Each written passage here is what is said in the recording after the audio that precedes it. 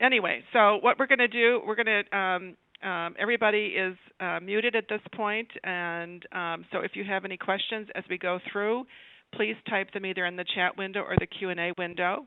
We will be recording this webinar, so it'll be available to view later.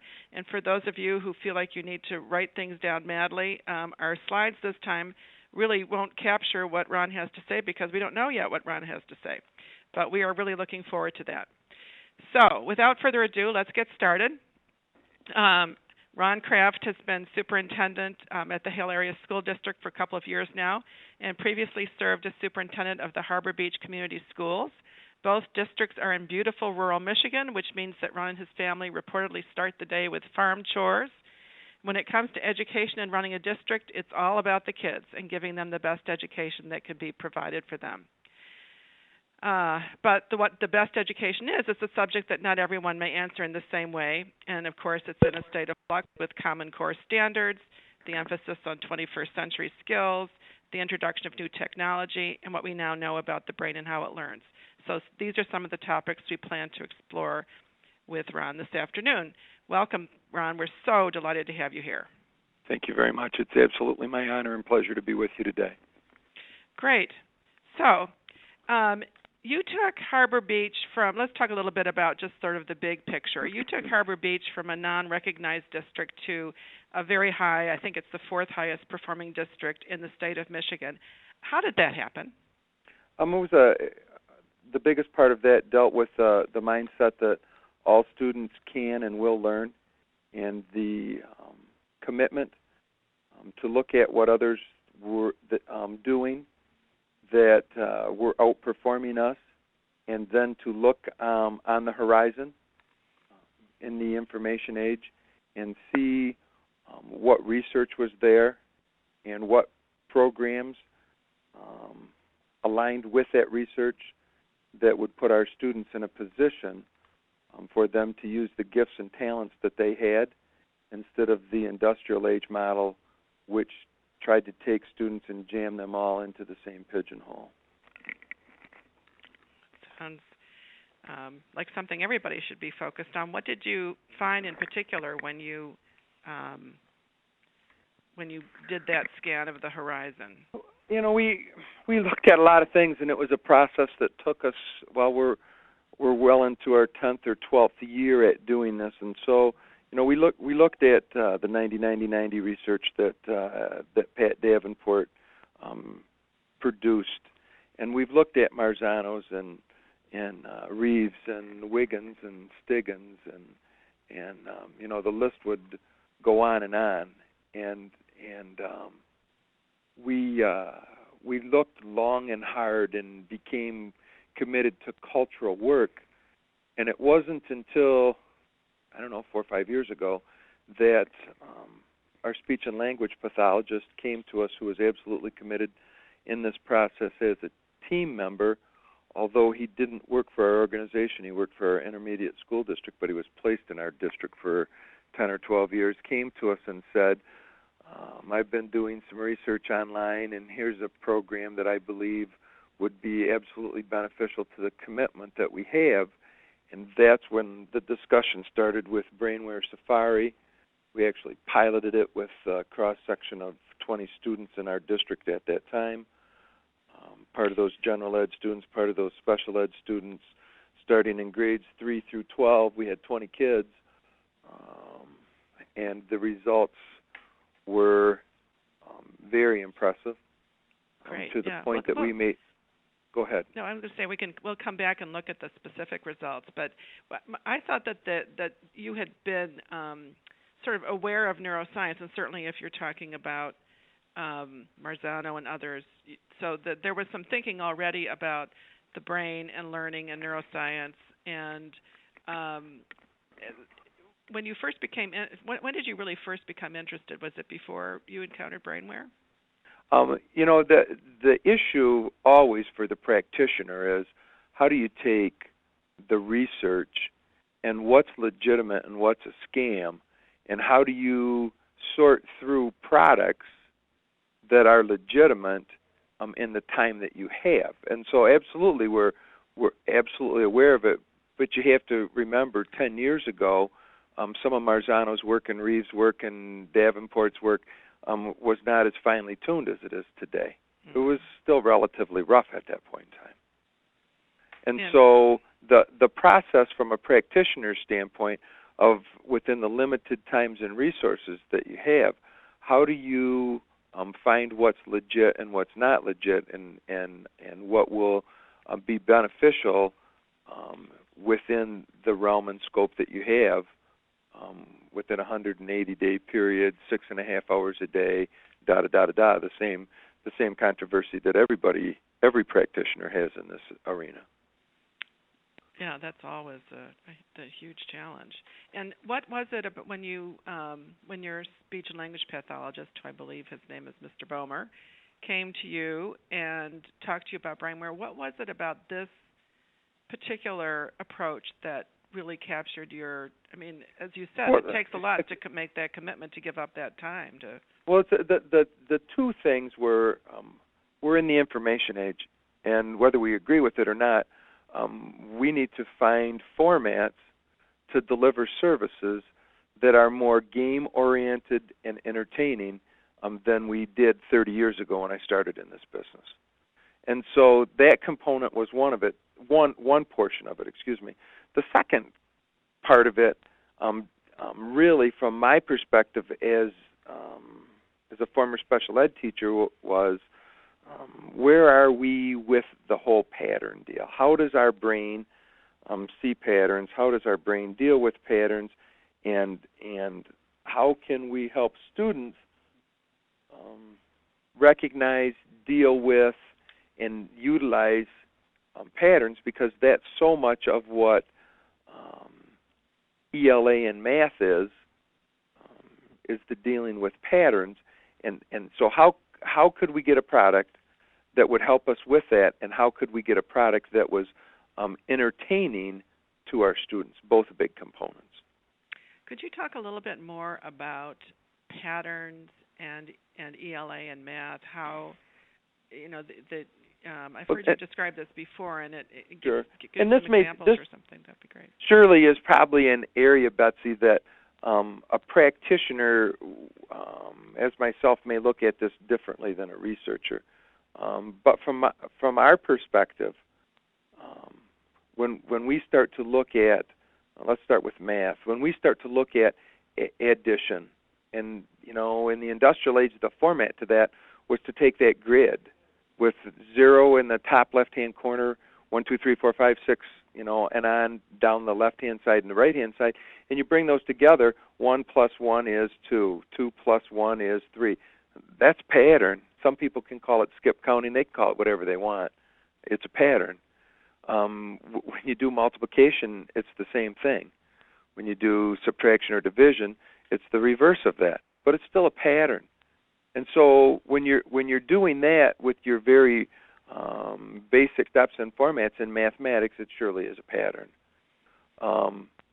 The ability to add, subtract, multiply, and divide fractions, from my perspective, deals with a pattern. When you do order of operations, what is that? It surely is a pattern. And order of operations is a huge deal in regards to Algebra 1. And what's Algebra 1? A logical sequential thought process. And so when we solve for single variables or multiple variables, isn't that a pattern? And so once we master the basic concepts of Algebra 1 and we progress into Algebra 2, trig, pre-calc, calc, aren't those more in-depth patterns?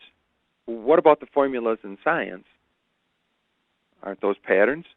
And so how each individual's brain recognizes and deals with those patterns as efficiently as possible is very helpful from our perspective in the educational process. I've got a friend who's in a vocational program as an electrician right now. What is a wiring schematic? What's the codes with that deal with electrical wiring, whether it's at a residence, commercially, industrially, automotively, what is that? And from my perspective, it's a pattern.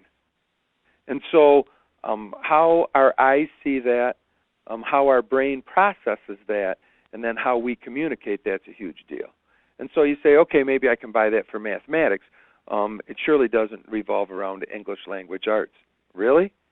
I'm taking a reading class right now as a 51-year-old retiree or semi-retiree, and what do I hear the instructor talking about?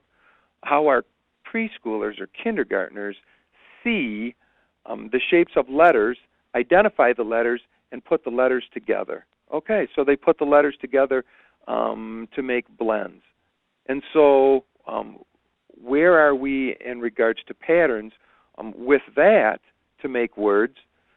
Can, plan, call it rhythm words, call it rhyming words, call it whatever you want. That's a pattern.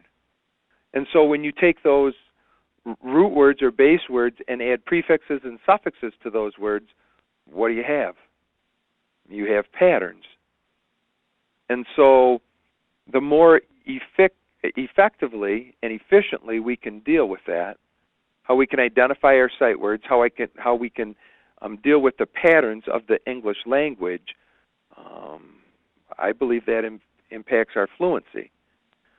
Isn't fluency one of the two largest predictors of comprehension? Fluency and vocabulary, I believe, are. And so I think there's a huge connection to how our brain deals with patterns and how productive we are academically, and then how productively we are in the real world. And I imagine that as a special ed teacher, when you were working with kids who had those learning disabilities and learning issues, that you saw those kinds of barriers that to them really making progress in their academics. Is that fair? Absolutely fair. And if you would allow me to, we have 6 kids, my wife and I do, 4 boys and 2 girls. One of our sons, 2 of our sons we adopted.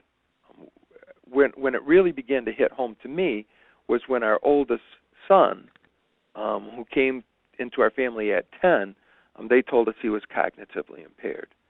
A cognitively impaired student doesn't graduate from high school a year early and pass Algebra 2 one semester with an A- and the other with a B+. One of the largest struggles for Kevin along the way was doing BrainWare Safari. Kevin ended up completing BrainWare Safari, although there were lots of struggles along the way. Interestingly enough, a month ago, Kevin's in the Marine Corps right now, in the area of communications, deals with running wires and as a lineman. One of his conversations with me here recently was, hey, Dad, I know I fought you and didn't want to do the BrainWare Safari, but the things we did in BrainWare is exactly what I'm doing in the Corps right now. Interesting, isn't it? It is. Very interesting. I'm going to tell you, Betsy, didn't have that research at my fingertips 30 years ago when I was in the classroom, so we approached it from a very methodical way 30 years ago. We now approach it from a total inclusionary process in the district I'm in today and the district I was in prior to coming here, except for our cognitively impaired kids. And the BrainWare Safari component is a huge deal for us. I have a young lady who's a junior in high school in the district that I'm in right now that started the BrainWare Safari process this summer, wanted to quit after 118 units. She did not have her multiplication and division memorized as a junior in high school. She told me last week she was at level 158. I said, okay, that's great. Tell me where you're at with your multiplication and division. Mr. Kraft, I've had that memorized for over a month now. It's not an issue. Talk to me a little bit about how math class is. Great. I don't have to punch things in on the calculator like I used to because I know that and can memorize it. Okay, you didn't want to do the BrainWare. What do you have to say about it now? Mr. Kraft, I still don't want to do it. I'm at level 158. I still have 10 to go. It's frustrating. Hang in there. but it's helpful and beneficial. And she's a young lady that we're going to cycle or spiral this with when she's done. She works at it 5 days a week right now. As soon as she's done, she goes, we'll ask you folks in Chicago to reset it, and then she'll go back to 3 days a week. Then we'll do it 2 days a week when she completes it all again at 3 days a week, do it 2 days a week, and then 1 day a week. Our goal is to see how she retains that and how that impacts her academically also. Now, you mentioned earlier that you were really looking for something that was game-oriented and entertaining and engaging. But at the same time, I'm hearing you say, at least for your son and for this young lady you were just talking about, that it has become pretty challenging. And you know, how do you, is it engaging? Do they get engaged in it? And how do you manage it when it does become challenging? Well, like anything else, as long as it's easy, everybody's engaged with it. It's fun and games then. When the rubber hits the road and the real work needs to begin, that's where the relationship and the communication needs to occur. Because one of two things happen. In general, when it gets hard, students either want to cheat or they want to quit.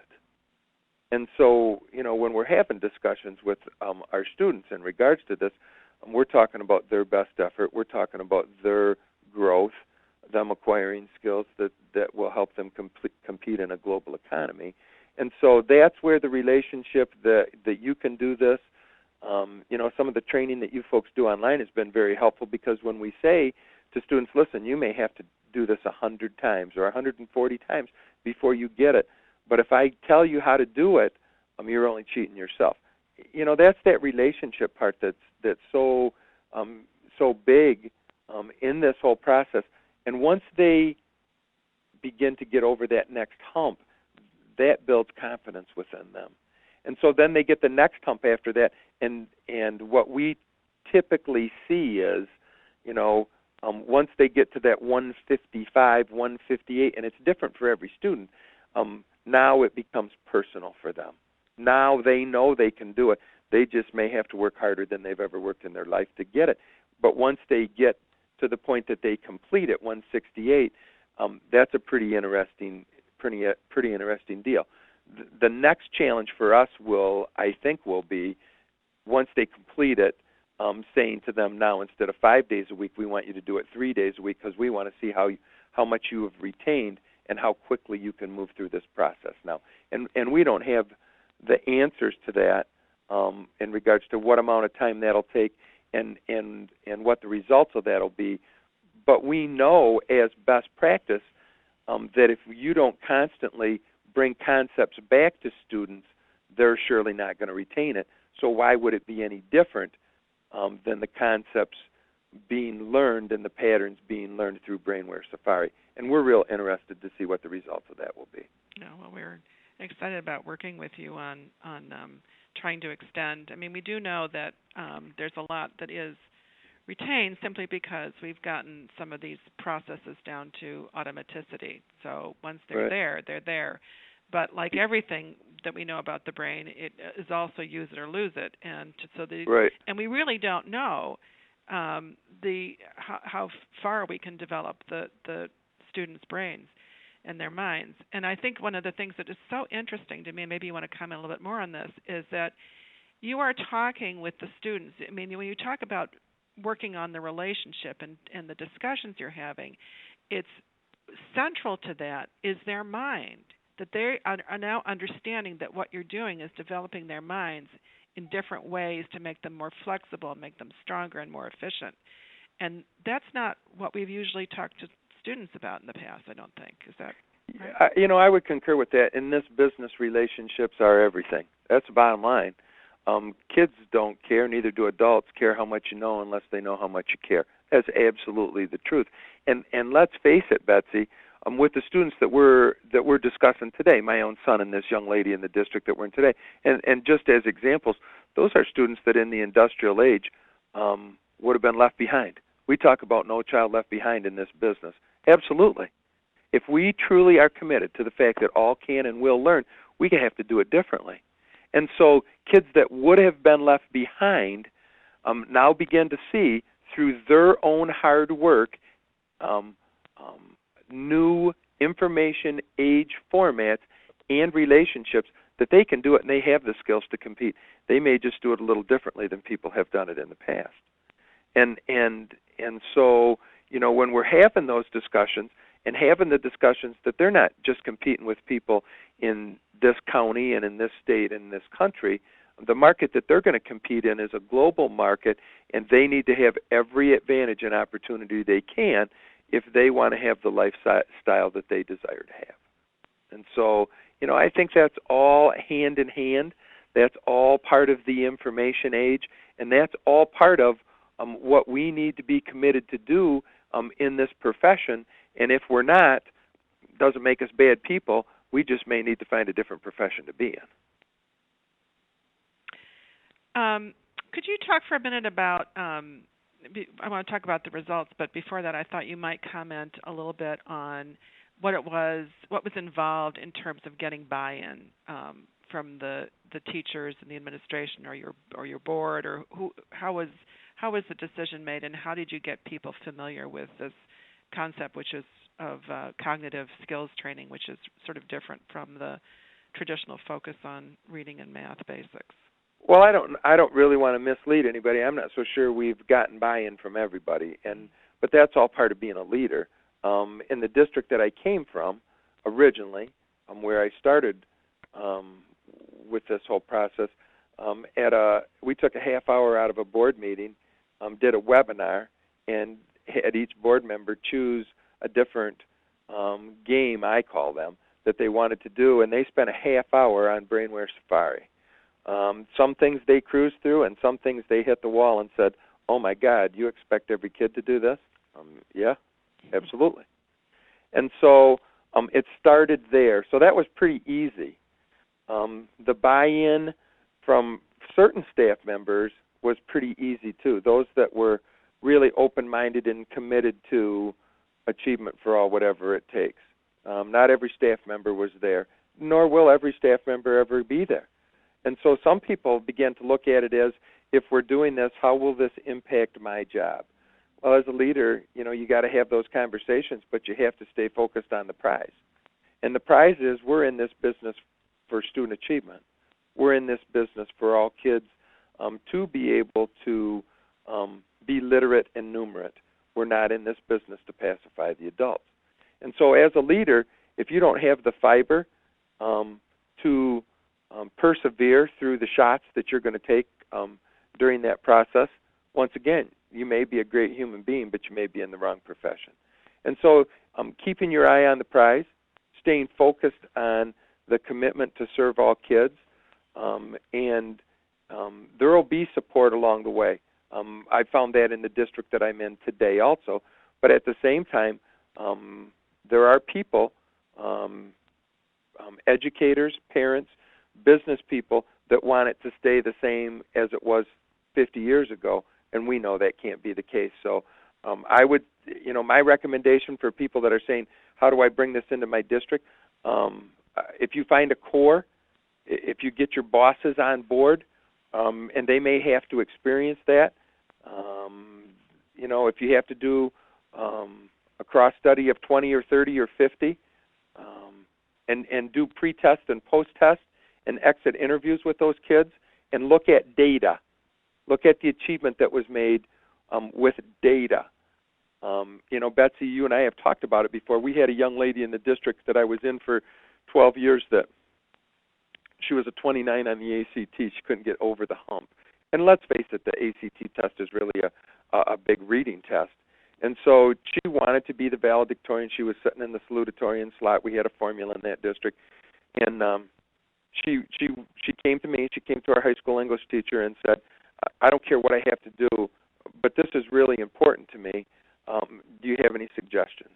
And that was right after we did our study with 20 kids. And we were doing another program at that time, too, called EBLI, and Evidence-Based Literacy Interventions. And so we said, we want you to do these two programs. We didn't have a time to help her and do a study, but we said, we want you to do these two programs. And so she did. And she took her ACT 12 weeks later, 14 weeks later, whatever it was. She went from a 29 to a 34. And people said that was luck.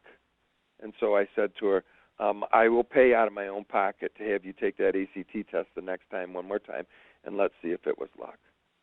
She replicated the same score the next test. And so, we didn't have a control group and the whole bit. But she would tell you today that what she did with those two together has had a huge impact on her life. And the reason she would say together is because she did them together. But, there's situation after situation after situation like that if you get involved and listen to what your students have to say. Right.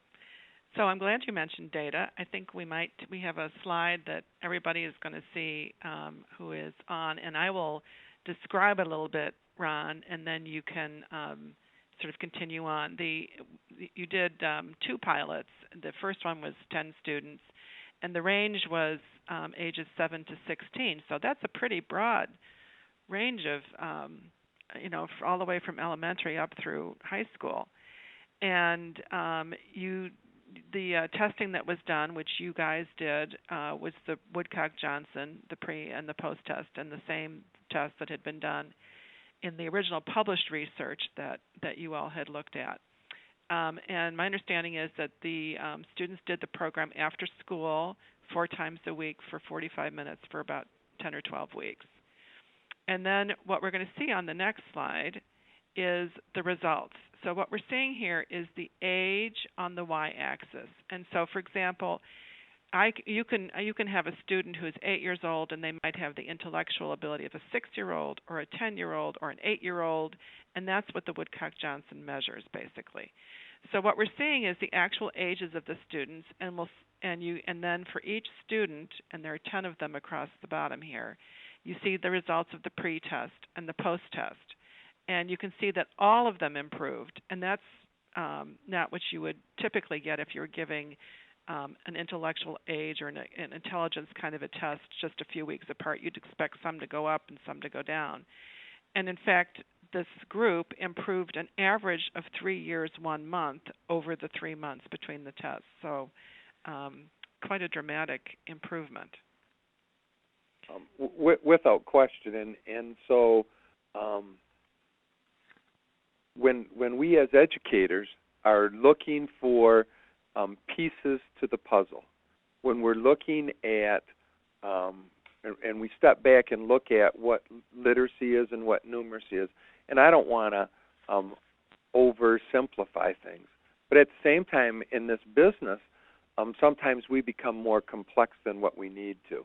And so I think from our perspective, that's where the research and the researchers and the practitioners have to be able to come together on common ground, and the common ground is how do we help our kids?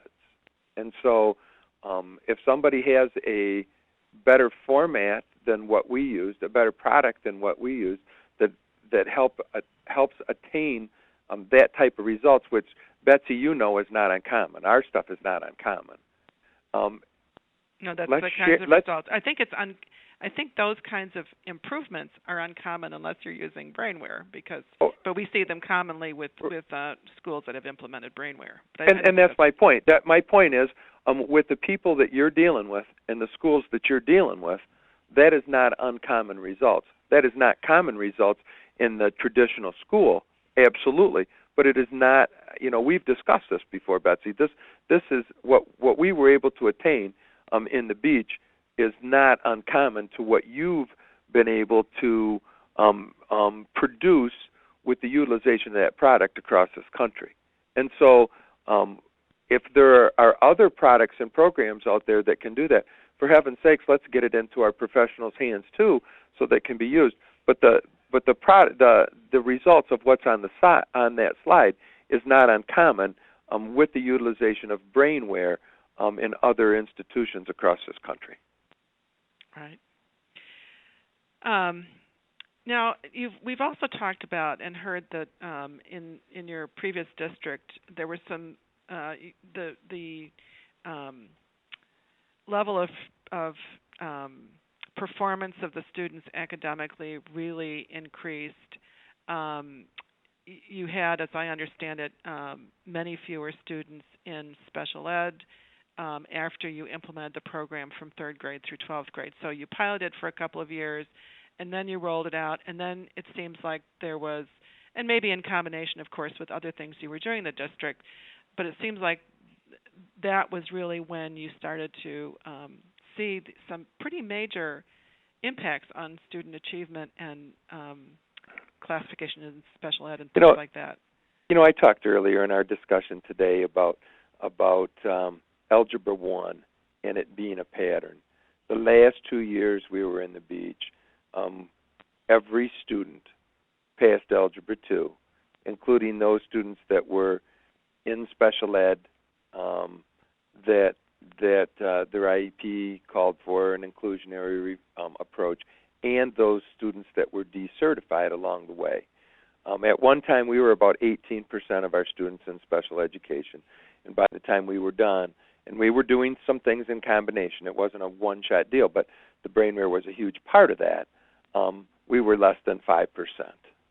And so, I didn't look at it from a cost savings. I know some superintendents do because it's about money. It's not about money. It's about all students being able to achieve. It's about literacy and numeracy.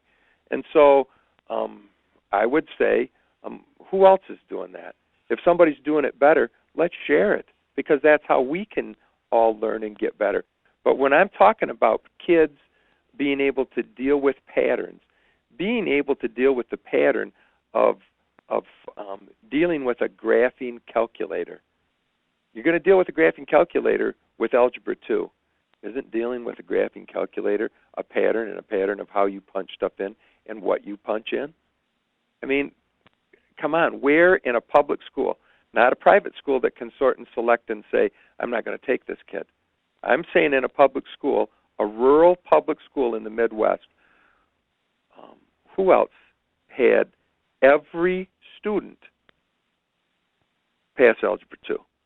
And I'm telling you, from a practitioner's perspective, a huge part of that is how our kids' brains began to deal with the patterns and the pattern of order of operations, solving for single and multiple variables. Those are patterns.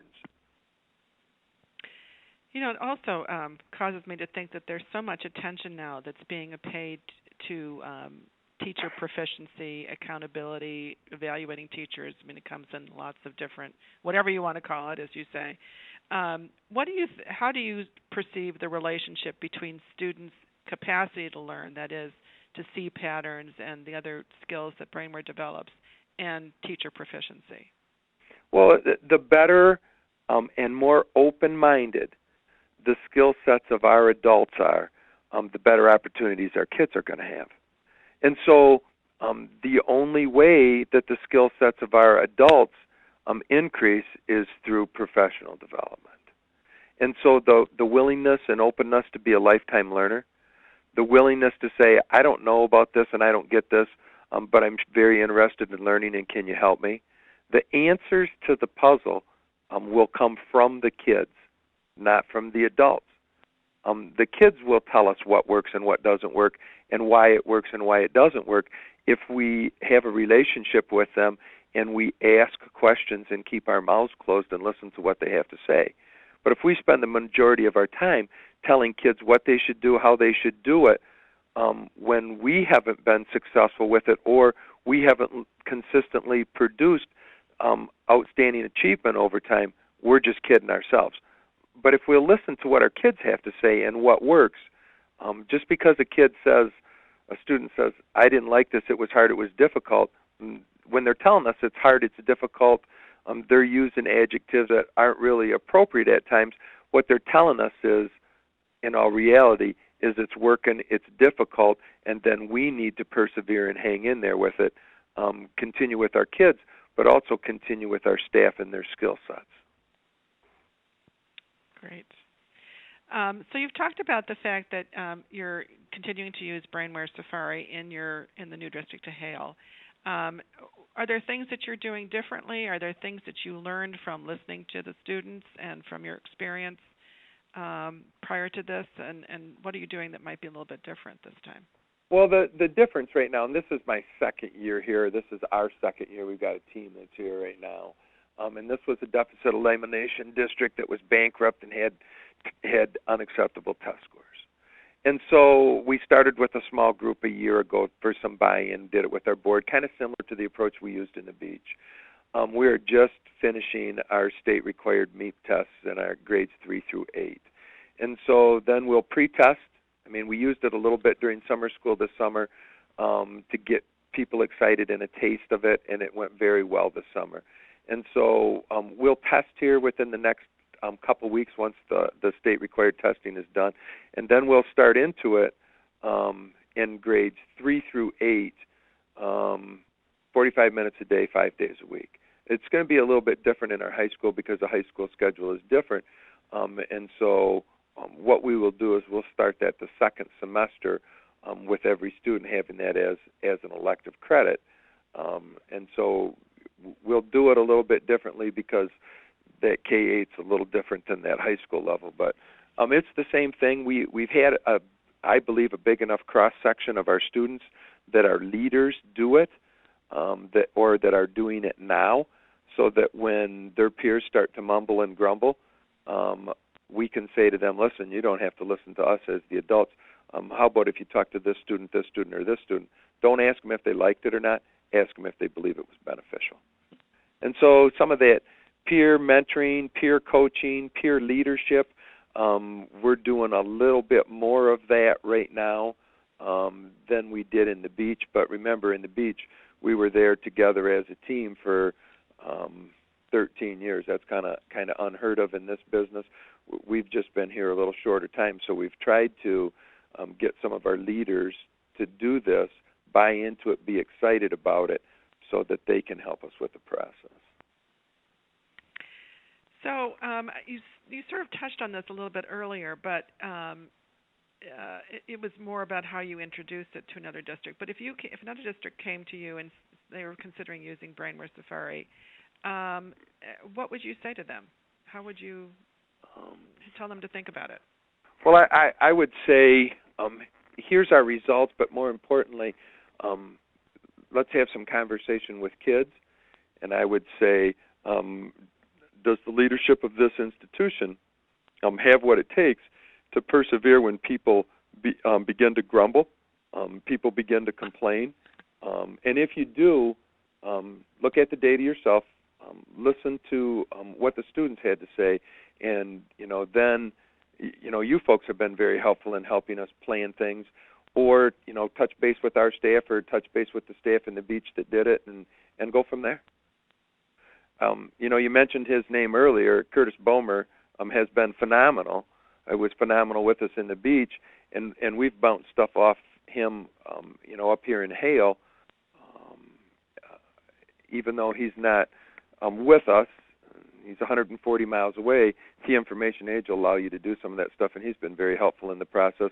And as you know, Betsy, he's absolutely committed to this as a speech pathologist. And I got to say, kudos and thanks to Curtis, or we wouldn't be doing this today. And he is always very, very willing to talk with others. So if there's anybody on the call who thinks that they'd like to hear a little bit more about it from someone like that, we certainly would be able to get that. Right. He actually may be a better person or a different person to deal with because of his professional background. He looks at it even a little bit differently than I do, and that's all good too. I mean, everybody shouldn't look at it all the same way. We all bring different skills and ideas and competencies to the team, and so that diverse perspective is always positive. Yeah. Curtis once said when we were having a conversation with him that every student in America should use BrainWare. Is that, or do you line up with that, or? Well, the thing for me is absolutely, but I touch it a little. First and foremost, do we believe all kids can and will learn?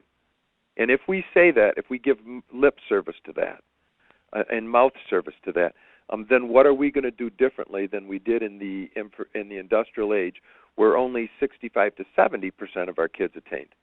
And if we believe all students can and will learn, then we better roll up our sleeves, get into the brain research, begin to look at products that deal with patterns, that deal with the ability or the commitment to take us in a direction to help all students, but to make sure we deal with that 30% that didn't get it in the traditional setting, because some of those in that 30% are our brightest kids. We just jammed them in the wrong pigeonhole at the wrong time.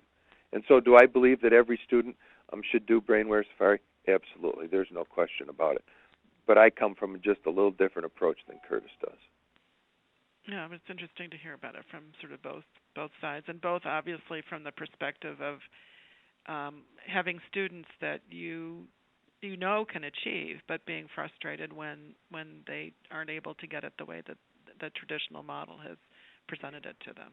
You know, it's kind of embarrassing for me, but it's not. You know, I didn't get it until God gave us Kevin. I didn't get it. I didn't get it because the first four he gave us, they did not have difficulty with their learning. And they've all done BrainWare, and they'd tell you today that they didn't always like it, but it's been helpful and beneficial. But when God gave us Kevin, and he sat at the table with us, and I kissed him and hugged him goodnight and took him here and took him there. And when he was in a special ed program, not taking anything away from the educators, it was the traditional format, he got farther and farther and farther behind from his sister that was in the same grade. We learned more from Kevin than I did from any class I ever took in college, you know, all the way through. But the bottom line is, when Kevin said I wasn't going to do it anymore, I didn't say anything to him except, you're not graduating from high school until you complete BrainWare Safari. What's Kevin say to me a month ago? Hey, Dad, thanks for hanging in there with me. Thanks for making me do that, because what I'm doing right now for a living deals directly with patterns, and it deals directly with what I dealt with BrainWare. You got to persevere. Can't be their buddy. You got to stand up for what you believe in. But, you know, in this business, when the good Lord drops people in front of us that we can learn from, the answers lie with the kids. Listen to what they tell you, and when they tell you that they don't want to do it, there's probably a reason they don't want to do it, because it's difficult, and it's probably working. That's right. We often joke about the fact when they misplace their password or something, that's a sign that they're struggling, and it's gotten hard for them, and that's when they need that extra support. And that's when you got to sit down next to them and say to them, come on, talk to me a little bit here. Show me what you're doing. Show me what you're struggling with. Okay, I get it. I didn't struggle with that, but I struggled with something else. I get it. What's your plan? How are you going to hang in there? Just keep doing this. You know, I talk to the people from BrainWare, and they're telling us that sometimes it takes 100 tries. Have you done it 100 times? No, I did it 5. Well, guess what? I hope you get it before 100, but you got to hang in there. I mean, those conversations are priceless. And the amount of high fives you get and give when a kid gets it, and they give you a high five, the thing that's got to roll off your tongue is, listen, you can get the next one too. Let me know when you get the next one. You communicate with me. Great. Well, let's see if any of the wonderful people who have joined us on the call today have questions.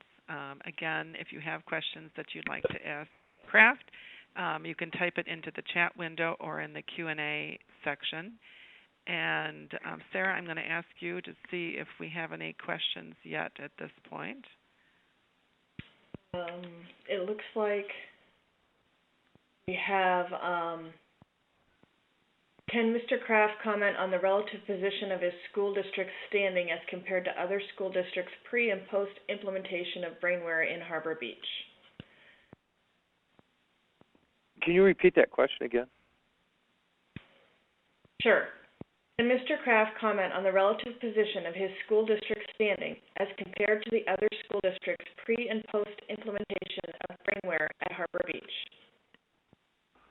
When I was in Harbor Beach, 11 out of the 13 years that I was there, we were either recognized by the state or national government in regards to our achievement. That is not the case in the district that I have the pleasure of working in right now. And so student achievement as a whole, where I'm at today, is not at the level consistently across the board of where it was when we got started into this project in the beach. And part of my attraction to this district was the system that we were able to put in place in the beach, really looking to see if that system would be productive here. And thus far, it has been. We've made pretty significant gains in ground in a year. And one of the differences for us that we didn't do in the beach, and I spoke about it earlier, was the spiraling. And so I look forward to seeing what our results are as we completed the BrainWare in the traditional format of 5 periods, 5 times per week, 45 minutes a day, and then to go from 5 days, once it's completed, to 3 days, until that's completed, to 2 days, and that whole spiraling process. And then, having our academic tasks, we have benchmarks set aside above and beyond or aligned with the Common Core called mastery items that our staff developed last year. And so we'll chart the growth of that also on a monthly basis in ELA and math from first grade all the way on up through 12th. And so we'll be keeping an eye on that data also to see what the growth is and how that happens in comparison to how it occurred in the beach. Thank you for that. And Sarah, any others that you're seeing? No. Okay. Just a couple more that came up actually when from some of the folks who registered for the webinar. One had to do with social skills. And have you incorporated social or emotional development in your curriculum model? There's 2 things that we are doing from a social emotional standpoint, and we have not taken, the 48 social skills from Boys Town, Father Flanagan's program, but what we have done is called the Good Behavior Game or PAXIS game, and we've instituted that at the currently we started it the last 9 weeks of school here last year, and then we've also started into Rachel's Challenge, which aligns with PAXIS or the Good Behavior Game. And so that's the approach and format that we have taken here versus the specific social skills as may be outlined in a program like the Boys Town program, Father Flanagan's program. But I'm going to guess there would be some huge correlation too, because what are those social skills? Those social skills are dealing with patterns in the appropriate social setting. So it's about the ability to recognize when you're how do you get in a teacher's confrontation attention and not be able to stop yourself before you escalate it and that kind of thing. But how do you get a teacher's attention appropriately? What are the steps to that? The steps to that are a pattern. How do you disagree appropriately? The steps to that are a pattern. When you really sit back and look at it, Betsy, how much of what we do in this old world deals with patterns and how our brain deals with patterns? Our brains are always looking for patterns. Absolutely. And if we can help them see more complex patterns and more relationships and hold more of that information in our minds at the same time while we're thinking about it, then that seems like it would be pretty key to helping them really succeed and all that. Do you have an opinion, having, you've worked with students really up through high school, and you've talked about your children. Can we apply what you've found and what we know about teaching adults basic skills, helping adults pass the GED or, learning to read, speak, and write in English? Is there a connection here? I believe there is. I mean, is there a magical or mythical age that our brain quits recognizing patterns.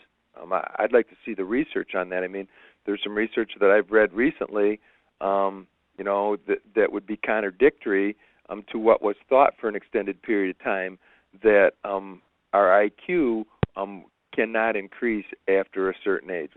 I don't believe that that's true. And I don't believe that we as adult learners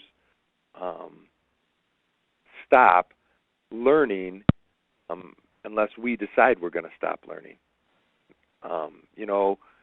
There just hasn't been, in my opinion, enough research done. We've taken those people and said there's different tasks and jobs in our culture and our society where you can make a good living and you don't have to have these skills. It's not that they couldn't do it. It's that they couldn't do it in the format that we were trying to teach it in. It wasn't about them as much as it was about what we didn't know how to do or didn't have the perseverance to do. And I'd just like to comment also that if there's somebody who wants to help do some research on the impact on ability to pass the GED, we'd certainly be interested in discussing that, because as you said, it's all about data. We have reason to believe it would work, but let's apply it, let's do it, and let's see what the impact is. Right. One of the things we didn't cover, and I am absolutely appreciative of the opportunity that I have today, absolutely love where I work, it is not real similar to the place that I was for an extended period of time. But in the whole interview process a year and a half ago at this location, one of the things we talked about, there were certain things that I said to the board they needed to make a commitment to for me to come here, and one of them was BrainWare Safari. And so, it was interesting that in my first interview we talked about that. They went online as a board. That's how fortunate I am to work for the people I work for today. And I work for good people in the beach too, don't get me wrong. But they got online and read in regards to and studied up about BrainWare Safari to the point that my board president bought it for his family for a Christmas present, and they've already started into it. They started into it a year ago. And so, this isn't the last place that I'll be, and that will be one of the topics that we will always talk about in the negotiations process before I sign a contract or before I cut a deal. Are they open-minded enough as an institution, as my bosses, to say, okay, you're committed to this, there's been results where you've been in the past, there's comparable results across this country, absolutely will commit to it also. And I didn't mention that early on, but that was part of the deal here, and that'll continue to be part of the deal throughout my career. Wonderful. Is there anything else that I didn't ask you that you'd like to comment on? We just have a couple minutes left. I guess I would say this. This is a very interesting profession at the present time, and it'll continue to be interesting. Are we committed for achievement for all? And if we are, the practitioners and the researchers have got to come together, listen to one another, and we absolutely have to keep our eyes on the brain research that will help guide us through the process of changing our methodologies and strategies to help all students learn. And it's a great time to be in this business. Everybody wouldn't tell you that, but that's okay. I believe all students can and will learn, and I'm absolutely committed to the utilization of BrainWare Safari, the research that has been done thus far, and the research that will continue. And I'm really excited to see what happens when we spiral this product for a minimum of a year, what type of growth we get with students that we're blessed to deal with today. Well, we'll be here to help you, and we look forward to that. And it is a very exciting time. We feel like I feel like I'm very fortunate. When I went to college there, we didn't really understand all this stuff about the brain, so it's just really, really satisfying and to see it all come to fruition. So, Ron, thank you so much for joining us today. Have a great day. Really My pleasure. It, and we'll see you soon. Absolutely. Take care. Have a wonderful day. Thank you. Thanks. And thank you, everybody, for joining us today. We hope you'll join us for another Neuroscience and Education webinar sometime soon, and we hope you have a great day. Bye-bye.